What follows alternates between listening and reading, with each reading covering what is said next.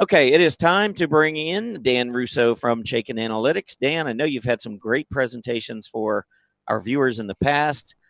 No, thank you for having me. I think it's a great time to be here, and yeah, I think some of your viewers may know I host a show 9:15 every morning on StockCharts TV. It's called Power Feed TV, where I kind of think of it as our morning call. I spent prior to taking this role about 4 months ago at Chaikin Analytics, I spent 10 years on an institutional sales and trading desk. The last 3 years of that time, I actually ran our firm's morning call. So I kind of view it as a morning call, what you need to know from a research perspective to get you going for the day, timely topics, just things that I'm thinking about. So with volatility picking up, with trade tensions, being a front burner issue, something that's important for all investors is to kind of have a repeatable process that they can stick with regardless of what's going on in the headlines. Kind of try to take the emotion out of it as much as possible. And I love that you brought up Starbucks, because Mark Chaikin, who I work with, actually featured Starbucks as a swap idea in his weekly note a couple of weeks ago, where he said swap out of Starbucks and into Chipotle, and he had his reasons for that, and we can go through that. I was actually, while you were speaking, scrambling to put a Starbucks chart into my presentation here, because I think it's timely and it's interesting. So that's a little bit of my background. I am a technician at heart. You can see I'm chartered market technician. That's the CMT here. I'm one of the co-chairs of the New York chapter of the CMT Association. I grade level 3 exams for folks who are trying to get this designation.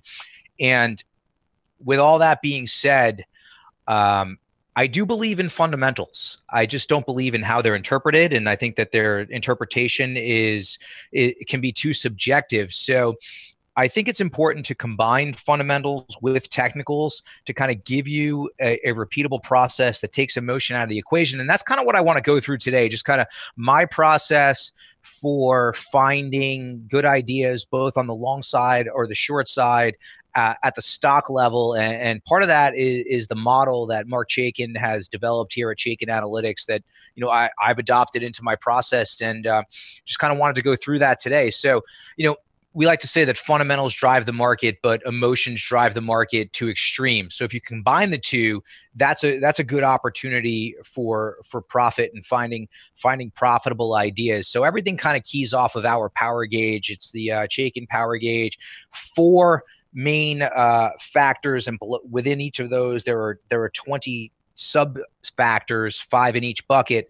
And it's kind of what institutional investors look at when they're analyzing a stock, and they rip apart balance sheets and income statements and cash flow statements, and they listen to conference calls with management, or they meet with management at conferences that are sponsored by the sell side. And there tends to be a ton of information out there, and it's how do you interpret that information? And that's the part that's subjective. So having this 20-factor quantitative model kind of takes the emotion and subjectivity out of it. So we roll up all the factors and we get what we call a power gauge rating, for a stock. And it goes from, either very bullish to neutral to bearish, or very bearish. And really, we want to concentrate our long ideas in the bullish and very bullish stocks. And we want to avoid the bearish or very bearish stocks. Or if you're open to, shorting stocks or buying put options to express a bearish view, your bearish and your very bearish stocks within our model are kind of fertile hunting ground for that. So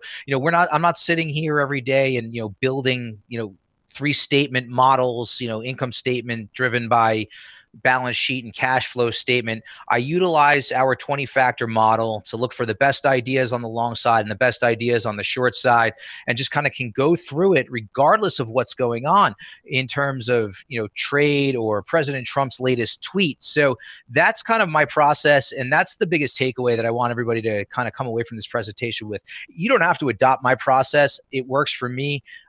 Just having a process so that, when you turn on CNBC and they're, flashing their markets in turmoil segment, that you're not all of a sudden getting scared and, going to cash at the absolute bottom when the VIX, to your point, Tom, is, at 30 or 40, and which typically signals a bottom, and, you're out there selling stocks because your emotions have taken over. We're trying to get away from that. So, the power gauge, here's kind of the sub factors that go within each of the main 4 factors. And what's interesting is that, like I said, I'm a technician. Mark Chaikin has technical indicators that he's created that, I'm sure you all use, most notably the Chaikin money flow indicator, but there are others. So he's best known as a technician. And what's interesting here is, the technical portion of this model is only 15%, right? The bulk of the model and what drives this rating is right here in the value and the growth sectors. And if you look at these sub factors, these are all fundamental factors that get rolled up into this rating. So for somebody who's known around the street and through the industry as a technician, I mean, his model that he built is predominantly fundamental. So it's like we said, fundamentals tell you kind of what to buy and why to buy it, and technicals tell you when to buy it, and from a risk management standpoint, when to sell it, and also help with position sizing. So I just kind of want to walk through a little bit of my process here today. The power gauge gives you this directional edge. It combines the fundamentals and the technicals into the quantitative model, and then we try to figure out the best buy and sell points. We have some signals that we use to trigger buy and sell entries, but it doesn't necessarily have to get that granular, and I'm going to kind of walk through it here. But first, I'll kind of start with my view. Here's a chart of the SPY. You can kind of see we've been chopping around, obviously, since the high back in January, and really kind of just forming this triangle pattern. My view, I think I said it the last time that I was on the show, is my view is that we are consolidating within the context of a secular uptrend. I do expect that uptrend to resolve. I expect this consolidation to resolve and the uptrend to resume. And you can see here, this is a proprietary indicator that we use. It's measures overbought and oversold conditions. It's designed to be more sensitive than an RSI, so that it actually becomes overbought and oversold even in choppy sideways trading. And you can see this was as of this morning, we are extremely oversold. So kind of lining up, Tom, with what you were saying with the VIX reading around 18 tends to mark intermediate term bottoms. If I could kind of combine that VIX with the oversold nature of the market, I think we could be due for a bounce here. But regardless of that, we take it a step further. Let's say that the trend is sideways. That's great. Well, let's look at where you want to be investing from a sector standpoint. And we have what's called the power bar. The power bar basically just tells us within each of these sectors how many stocks have a bullish or very bullish rating, how many have a neutral rating, and how many have a bearish or very bearish rating. And what's interesting is, utilities are at the top of the list. So that's a kind of a flight to safety that we've seen amidst the trade concerns, as well as the decline in yields that I've been talking about it on my morning show for the past couple of weeks, how I'm kind of open to the idea of the 10-year hitting 2.75% and then bouncing from there. Healthcare has been strong for a few months. Energy with the spike in oil moves into a top 3 slot. Technology has always been 1 or 2 until recently. The hit that stocks have been taking for the past week and a half has really been the cyclical winners, and the momentum names have been getting hit hard. And that's predominantly the tech space. You can see currently in the XLK, there's only 9 bullish or very bullish stocks, and there's also 9 bearish or very bearish stocks. A lot of the bullish names have kind of slipped to a neutral rating in our model. But what's interesting to me as well is the rotation at the bottom. For the longest time, the bottom 3 were staples, real estate, and utilities. But materials and industrials have really taken a beating and turned lower as concerns have mounted about trade. So that's kind of like, we start with this at the index level, then we move to the sector level, and then from there we try to look for stocks that are likely to outperform. So we want to be looking for ideas in the parts of the market that are outperforming the SPY for the long ideas, and then short ideas in the parts of the market that are lagging the SPY. And so kind of like, what are we looking for? I'm looking for stocks that have bullish or very bullish power gauge ratings that are, you mentioned relative performance before. We have a proprietary metric to measure relative strength. So I'm looking for stocks that are outperforming the market and then have strong money flow. The Chaikin money flow indicator is designed to kind of capture what institutional investors are doing. Remember, I said I spent 10 years covering some of the biggest institutions on the planet: hedge funds, mutual funds, pension funds.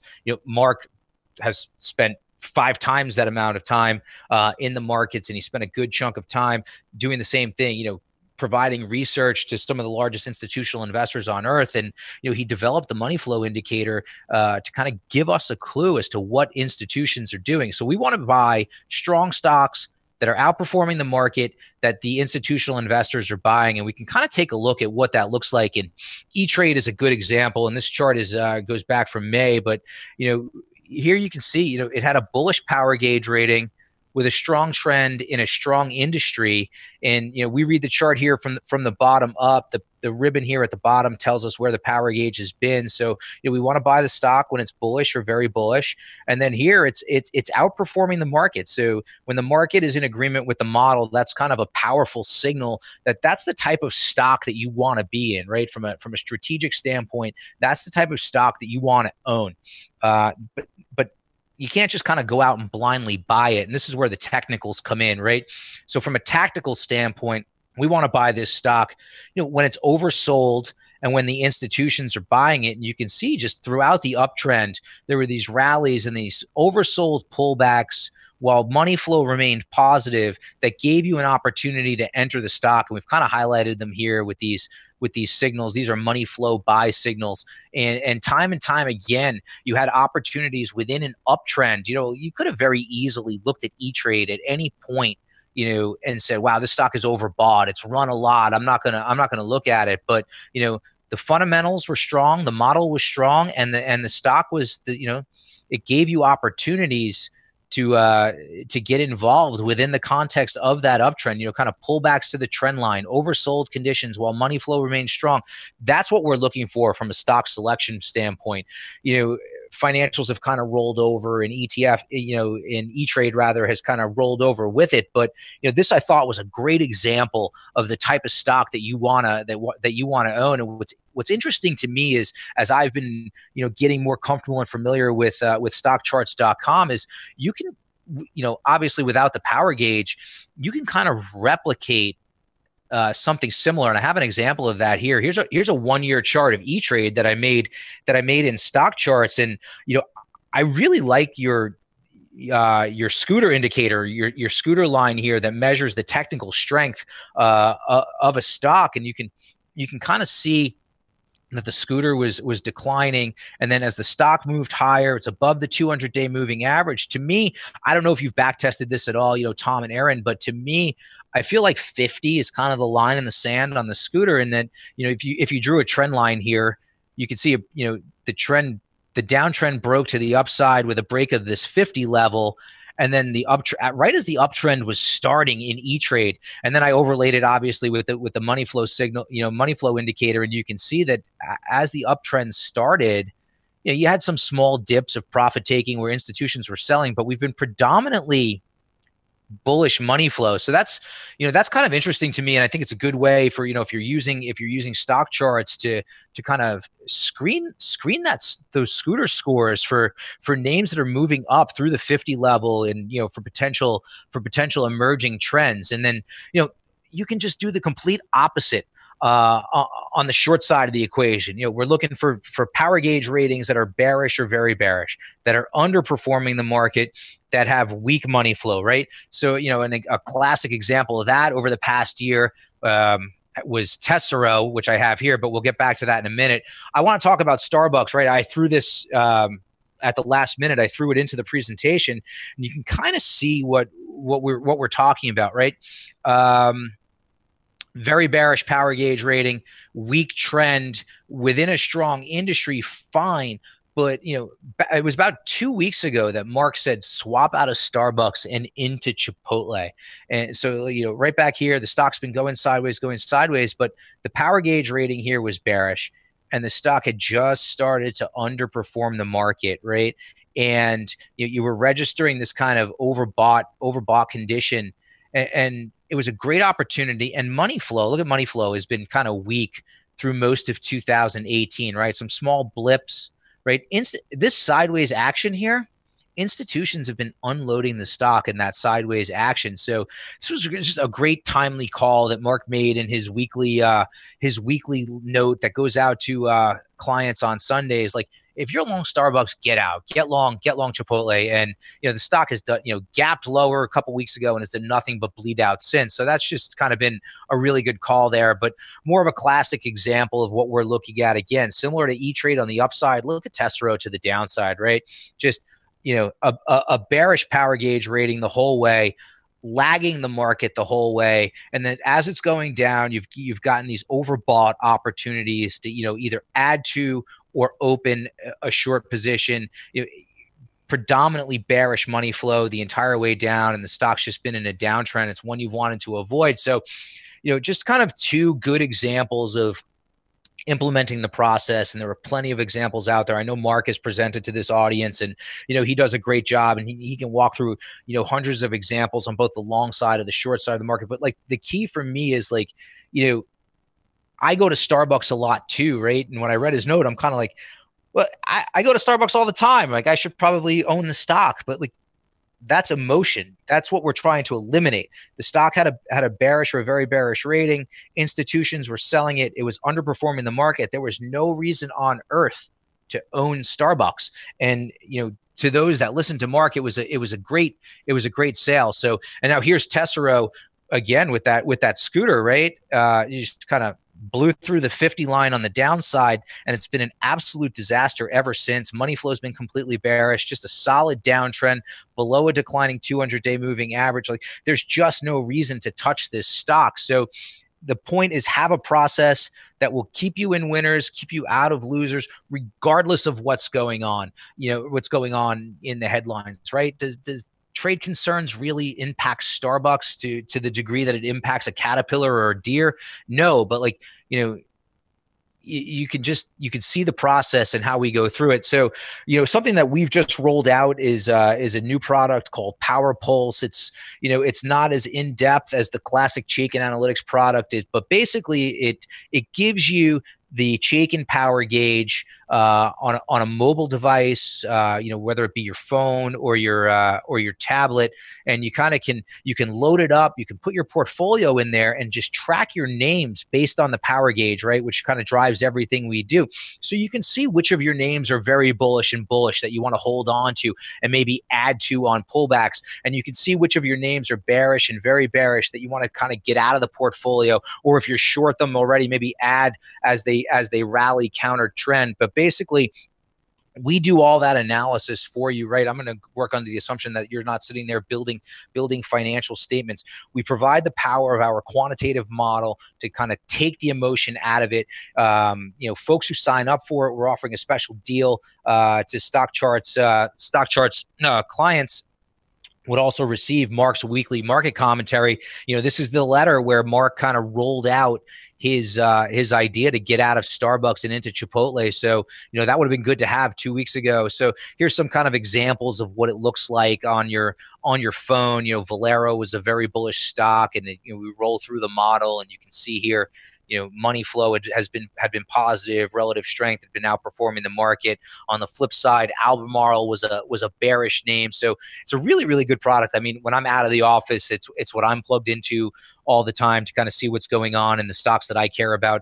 I write a daily letter for Chaikin Analytics subscribers. So, and I have to pick a stock of the day. So I'm going through this process constantly, looking for ideas on both the long and short side. And obviously I want to keep track of what they're doing. So I'm constantly running around and, meeting with clients or talking to industry professionals. So, I'm on this product all day long. And, for StockCharts viewers, we're offering this product at $25 a month, and I think it's a great way to kind of utilize our model in conjunction with StockCharts. I showed you how you could use the scooter rating, but if you have the power gauge rating, you can identify your bullish and very bullish stocks, and then dive right into StockCharts and look for names that are have great scooter scores. Whatever your technical process is from there. So that's kind of it for me today. I can turn it back over to Tom and Aaron, and I'd love to stick around for any questions. I'm sure that you might have some questions on process and thoughts and ideas, or just the market in general. Yeah, I Sure. got a couple questions here, actually a couple comments. First, I want to say on Starbucks, I did a kind of a back of the napkin calculation one time because I've been going to Starbucks for a long Oh, time. so have I. I can't even imagine. Yeah, and I've already, I went through a calculation to see if I had put my, $3, $4, $5 a day instead of into a latte into their stock. You probably didn't want to do that calculation. Number one, of course, I wouldn't have a caffeine problem, but number two, I probably would be sipping on some kind of a pina colada or something on an island right now. On an island with your name on it. Exactly, based on what Starbucks has done over the years. But I agree, the last couple of weeks has been rough. And you brought up the scooter, and that is an exclusive indicator here at StockCharts. Yeah, and I think it's great. I love it. Yeah. And I know, you were mentioning above 50. I know that Greg Schnell's done a lot of work, and he tends to look, I think, around 70, 75. Okay. Being the area when a stock breaks into that zone, that it's outperforming 3/4 of its peers at that point, and those are the types of stocks that you want to own. So, I don't know that I would use it as a buy signal when you see a scooter go from 74 to 76, but it's certainly a signal to say, hey, you need to take a look at this chart because this is one of the better stocks out there. So I just want to one of the better stock. Exactly. It's one of the better stocks out there. And like the way I've kind of been using it as I've, been using StockCharts a lot more is, all right, I've been using 50 just because kind of intuitively, and unfortunately I don't have a way to back test this. Intuitively 50 is kind of when I just kind of eyeball it. I call it the ocular regression, which is very unscientific. When I see the stocks that are going through 50 that also have bullish or very bullish power gauge ratings in Chaikin Analytics, I'm kind of like, whoa, these are names that I want to look at as potential long ideas, and vice versa as they're going through 50 from above and cutting under the 50 level, bearish and very bearish power gains in Chaikin Analytics. Those are names that I want to look at, as potential bearish ideas or short ideas. Like I said, you write a blog, right? When you put your name on something and you put yourself out there, you kind of want to hold yourself accountable and you want to do a good job. And, for me, 5 days a week, I have to pick a stock, which is very nerve wracking because I'm kind of like, I want to pick winners, right? And I'm just doing everything I can. And I feel like my process tilts the odds in my favor to increase the probability that I'm going to pick a winner, right? Like the best investors on earth, or, if you look at their hit rates, I say this all the time to our clients, the George Soroses of the world, the Paul Tudor Joneses, the Steve Cohens. I think you'd be shocked to learn that their hit rates in terms, how many of their trades are winners is probably 55 to 60%. But they have a process that keeps them in their trade, that keeps them in winning trades and gets them out of losing trades. And their winners, far outperform their losers. And that's why they're so successful. And it all comes down to that process. Mm-hmm. Well, I know, you had mentioned the scooters and talking about switching out of Starbucks and moving into Chipotle. Just to give our listeners an idea, Chipotle scooter rank right now is 95. Starbucks is 1.7. There you go. There, exactly, right. And like like I said, my process works for me, and I'm sure Tom, Aaron, you guys have your process. Maybe your process is as simple as screening for high scooters and buying the stocks that have scooter scores that are over 75, you said, or 90, whatever it is. If that's what works for you, great. That's kind of like the message that I want to take home. And, I think it's important as well to, find your edge. For me, my directional edge with having to pick a stock every day is combining fundamentals and technicals and, using our program. And, like I said, I mean, I have now found since, doing work with StockCharts, I found this scooter and I've now added that to my process. I found it to be additive. So it's unbelievable. Yep. I know, Aaron, you might have a couple. Oh my goodness. Yes. But I did. Yes, I do. We are taking, hold on one second, just for a second, Aaron. I just wanted to point out, we do have that poll up for everybody. And so if you haven't responded to that, feel free. Just, I think Dan's presentation was awesome because it does kind of show that I think sometimes it's best to kind of look away from some of the news headlines. So the poll is just asking whether or not these recent trade tension headlines are altering your view of the market. And 61% are saying that they are more bearish now because of these trade tensions. Only 9% saying they're more bullish, and 31% no change. So anyhow, I just wanted to point that out. What do you have, Aaron? No problem. So the power gauge, is it supposed to be used for more long positions or intermediate term? I mean, does it go back to, like a minute by minute or a day trading setup? It's definitely not a day trading tool. So I'll say that up front. Generally speaking, in back tests and out of sample, the power gauge does best in the 3 to 6 month time frame. So okay.